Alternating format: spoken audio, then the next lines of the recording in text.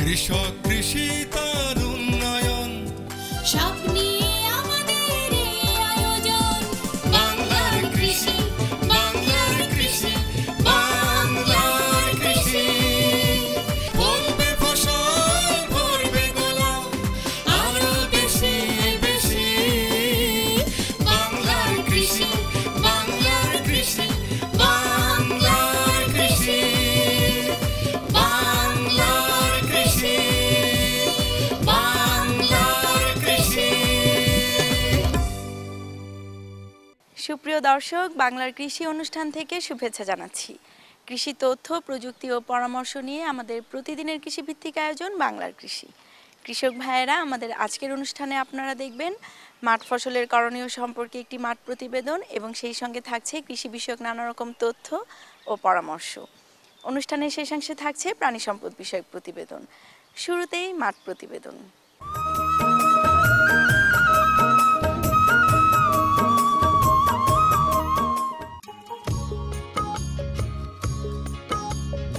দুর্গম এলাকা যেখানে বিদ্যুৎ সংযোগ নেই, সেখানে বিদ্যুৎ সুবিধা পাওয়ার জন্য সোলার প্যানেল খুব উপযোগী। তাছাড়া এ ব্যবস্থার মাধ্যমে নিরবচ্ছিন্ন বিদ্যুৎ পাওয়ার সুযোগ রয়েছে। হালুয়াঘাট উপজেলার আদিবাসী এলাকা এমনই একটি দুর্গম জনপদ, যেখানে বিদ্যুৎ সংযোগ নেই। দরিদ্র কৃষক ডিজেল ব্যবহার করে জমিতে সেচ দেওয়ার ব্যবস্থা করতে পারত না। সেই জন্য এখানে সেচের অভাবে আগে কোনো আবাদ হতো না। বিস্তীর্ণ এলাকার আবাদি জমি পতিত হিসেবে পড়ে থাকত। আবার আবাদ করতে চাইলেও তেমন ফলন পাওয়া যেত না। বর্তমান কৃষি বান্ধব সরকারের সহায়তায় এই এলাকায় কৃষকদের জন্য প্রতিষ্ঠা করা হয়েছে সোলার প্যানেল। এই সোলার প্যানেলের বিদ্যুৎ দিয়ে সেচ যন্ত্র চালানোর ব্যবস্থা করা হয়েছে। এই ব্যবস্থা গ্রহণের ফলে ৩০০ একর জমি আবাদের আওতায় এসেছে, যেখানে সফলভাবে ধান সহ অন্যান্য ফসলের আবাদ হচ্ছে।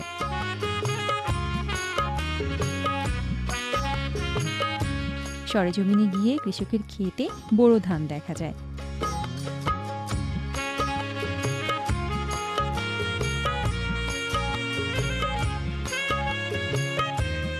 কৃষক সেখানে সেচের পানি দিচ্ছে এবং পানি নালা পরিষ্কার সহ অন্যান্য কাজ নিজেরাই করছে।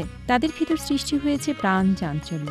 সেচ ছাড়াও এই প্যানেলের মাধ্যমে ১৫টি পরিবার বিদ্যুৎ সুবিধা পাচ্ছে। তাদের বাড়িতে বিজলি বাতি জ্বলে উঠছে, ফ্যান চলছে, টিভি চালানো হচ্ছে। ছেলেমেয়েরা স্বাচ্ছন্দ্যে লেখাপড়া করছে। পাল্টে গেছে এই অভাব পীড়িত জনপদের জীবনযাত্রা। সোলার প্যানেলের আশীর্বাদে হালুয়াঘাট উপজেলার অবহেলিত আদিবাসী জনপদে এখন আধুনিক জীবনের ছোঁয়া লেগেছে। এই ছোঁয়া অন্যান্য প্রয়োজনীয় এলাকায় ও লাগবে সেই প্রত্যাশা সকলের।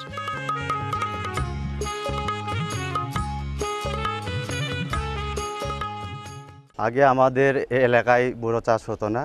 সৌরবিদ্যুৎ দেওয়াতে বোরো চাষ হচ্ছে, এলাকাবাসীর উপকৃত হচ্ছে। 15টা বাড়ি লাইটের সাপ্লাই দেওয়া হচ্ছে, বাচ্চাদের পড়াশোনার সুবিধা হচ্ছে। বাংলার কৃষি, বাংলার কৃষি, বাংলার কৃষি। আউশ ধান আবাদ ও উৎপাদন বৃদ্ধির জন্য করণীয়। আউশ ধান আবাদ মূলত বৃষ্টি নির্ভর। প্রয়োজনে সামান্য সেচেই আউশ উৎপাদন সম্ভব।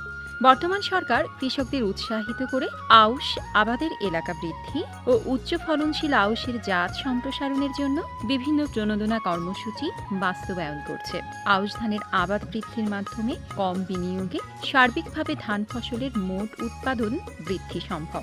আউশ উৎপাদনে ভূগর্ভস্থ পানির উপর চাপ কম পড়ে এবং উৎপাদন খরচও কম হয়। গম বা অন্য রবি ফসল কাটার পর জমি ফেলে না রেখে আউশ আবাদের ব্যবস্থা নেওয়া যায়। রোপা আউশের উপসি জাত হিসেবে BR26, বি ধান 27, বি ধান 48, বি ধান 55, নেরিকা মিউটেন্ট এবং বোনা আউশের উপসি জাত হিসেবে BR21, BR24, বি ধান 27, বি ধান 42, বি ধান 43, বি ধান 65 আবাদ করা যায়।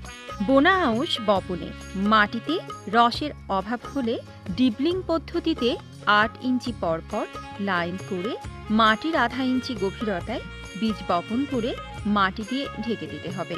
বেশি ফলন পাওয়ার জন্য পর্যাপ্ত জৈব সার সহ সুষম মাত্রায় রাসায়নিক সার ব্যবহার করা প্রয়োজন। আউশের জমি আগাছামুক্ত রাখতে প্রয়োজনে 2 থেকে 3টি নিড়ানি দিতে হবে। লাইনে রোপণকৃত জমিতে নিড়ানি যন্ত্র ব্যবহার করতে হবে। অনুমোদিত আগাছানাশক ব্যবহার করেও আগাছা দমন করা যেতে পারে। পোকামাকড় দমনের জন্য নিয়মিত জমি পর্যবেক্ষণ, জমিতে ডেড ও লাইভ পার্চিং স্থাপন, আলোক ফাঁদ ব্যবহার সহ সমন্বিত বালাই ব্যবস্থাপনা কৌশল অনুসরণ করতে হবে। শীষের শতকরা 80% ধান পাকার সাথে সাথে কাটার ব্যবস্থা করতে হবে। বিস্তারিত তথ্যের জন্য উপসহকারী কৃষি অফিসার বা নিকটস্থ উপজেলা কৃষি অফিসে যোগাযোগ করুন। তাছাড়া কৃষি বিষয়ক তথ্য পেতে যে কোনো মোবাইল অপারেটর থেকে কৃষি কল সেন্টারে 16123 নম্বরে ফোন করুন। বাংলার কৃষি, বাংলার কৃষি, বাংলার কৃষি। দেখছিলেন প্রতিদিনের কৃষিভিত্তিক আয়োজন বাংলার কৃষি। আপনাদের এই সময়ের করণীয় সম্পর্কে জানাতে আমাদের এই আয়োজন বাংলার কৃষি। সঙ্গেই থাকুন। এখন দেখবেন প্রাণী সম্পদ বিষয়ক প্রতিবেদন।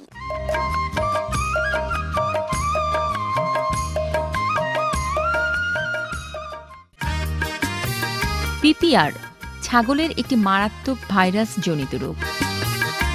এই রোগ অত্যন্ত ছোঁয়াচে এবং প্রাদুর্ভাব এলাকায় প্রায় 100% ছাগল এই রোগে আক্রান্ত হতে পারে। আক্রান্ত ছাগলের মৃত্যুর হার 50 থেকে 80%। উচ্চ তাপমাত্রা, পাতলা পায়খানা, পানি শূন্যতা, শ্বাসকষ্ট, মুখে ঘা এই রোগের প্রধান লক্ষণ। প্রাণী সম্পদ গবেষণা প্রতিষ্ঠান মহাখালী, ঢাকা এই রোগের টিকা উৎপাদন করে যাচ্ছে।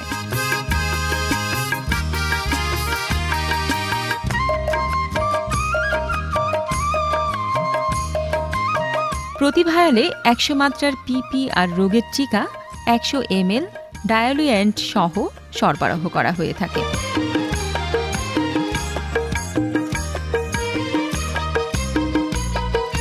প্রতি ভায়াল টিকা 100 ml ডায়ালুয়েন্টের সাথে গোলানোর পর প্রতি প্রাণীকে 1 ml করে গলার চামড়ার নিচে প্রয়োগ করতে হয়। সাধারণত 4 মাস বয়সের প্রাণীকে এই টিকা দেওয়া হয়, তবে 2 মাস বয়সের প্রাণীকেও দেওয়া যায়। সেক্ষেত্রে 6 মাস বয়সে পুনরায় এই টিকা প্রয়োগ করতে হয়। এখানে পিপিআর টিকা উৎপাদন করা হয়।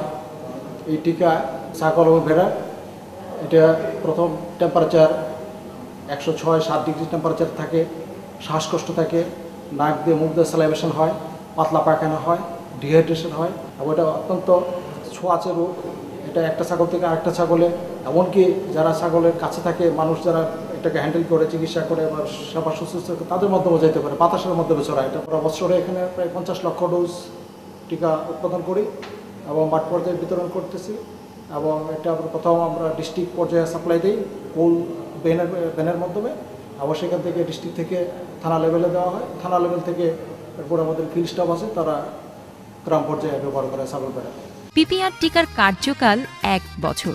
সাধারণত -20 ডিগ্রি সেন্টিগ্রেড তাপমাত্রায় এই টিকা 1 বছর পর্যন্ত সংরক্ষণ করা যায়।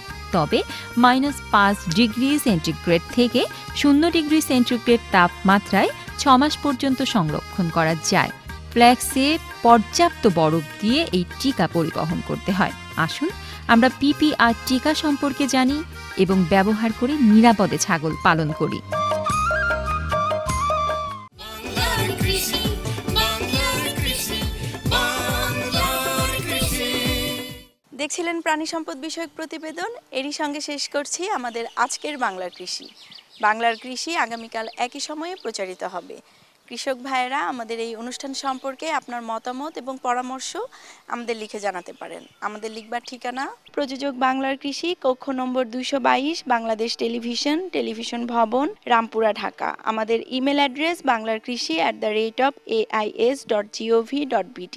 ফেসবুক আইডি বাংলার কৃষি। আপনারা ইচ্ছা করলে ইউটিউবে বাংলার কৃষি অনুষ্ঠান দেখতে পারেন। কৃষক ভাইয়েরা আপনারা সুস্থ থাকুন, ভালো থাকুন, সেই প্রত্যাশায় শেষ করছি আমাদের আজকের বাংলার কৃষি।